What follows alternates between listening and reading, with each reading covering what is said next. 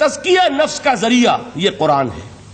سینوں میں جو روگ ہیں، حب دنیا، حب مال، حب شہرت، حب اقتدار، جس کو کہ ایڈلر کہتا ہے دی ارج ٹو ڈومینیٹ، میرا غلبہ ہو، میرا تسلط ہو، میں نمایاں ہو جاؤں، میری حکومت بن جائے، اختیار میرے ہاتھ میں آ جائے، دی ارج ٹو ڈومینیٹ، یہ ساری ارجز ہیں ہماری در حقیقت جس سے فساد رونما ہے۔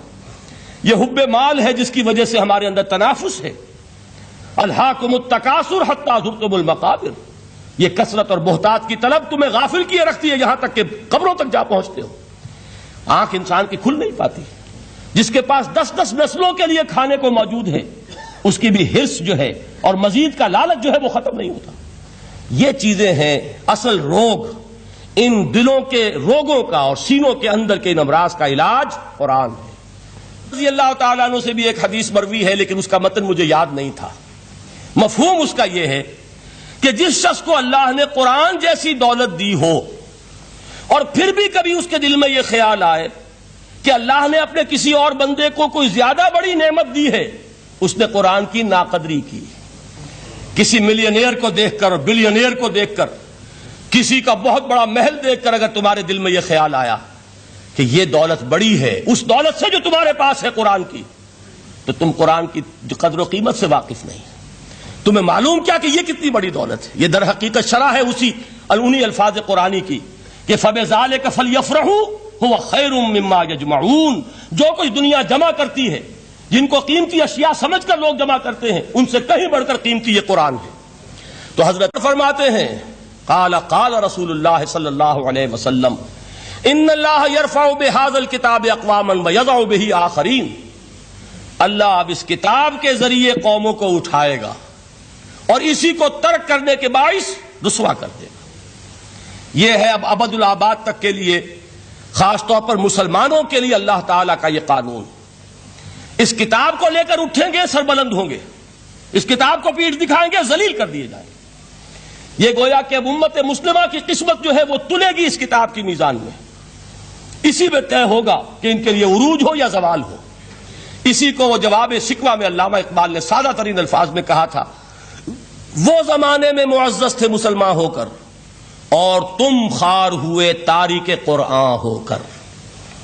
فارسی میں اسی کو مفہوم کو جو ادا کیا ہے جس خوبصورتی سے، اس کا تو جواب نہیں ہے کہ اے مسلمان خار از مہجوری قرآن شدی، تم جو ذلیل و خار ہو گئے ہو دنیا میں۔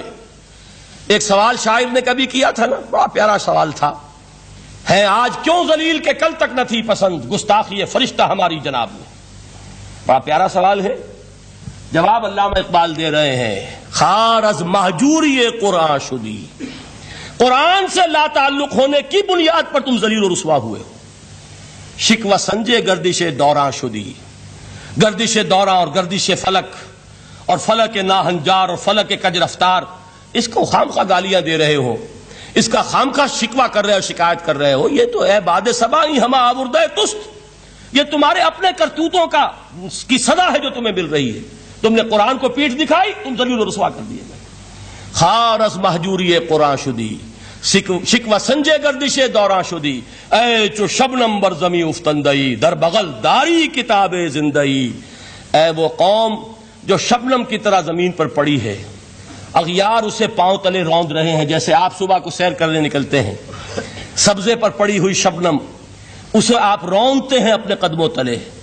اے امت محمد، آج تو دنیا کی قوموں کے سامنے اسی طرح پابال ہے، سرنگوں ہے، لیکن ہوش میں آ کہ تیری بغل میں وہ کتاب زندہ موجود ہے، وہ کتاب زندہ جس نے کہ دنیا میں یہی جزیرہ نما عرب، وحشی لوگوں کا مسکن، نہ یہاں علم، نہ یہاں تمدن، نہ یہاں تہذیب، نہ یہاں تنظیم، کوئی ڈسپلن نہیں، کوئی حکومت نہیں، کوئی تہذیب نہیں، کچھ نہیں، تاریکیاں ہی تاریکیاں۔